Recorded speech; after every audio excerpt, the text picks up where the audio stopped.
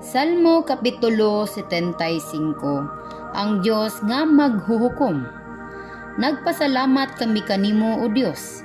Nagpasalamat kami kanimo. Gisimba namo ang imong ngalan o gisangyaw ang mga kahibulungang butang nga imong gibuhat.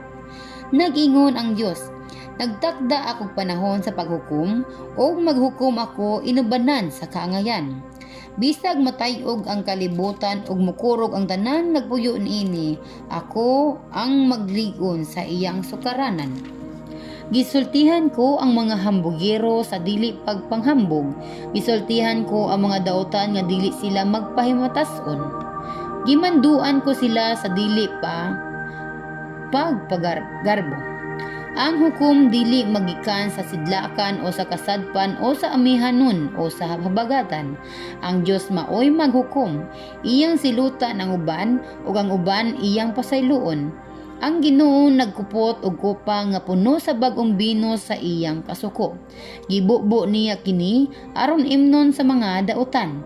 Gititi nila sa pag-inom hangtod ang katapusang tulo. Apan dili ako muhunong maghisgot sa Dios ni Jacob o sa pag-awit og mga pagdayig kaniya. Dugmuko niya ang gahom sa daotan, apan dugangan niya ang gahom sa matarong.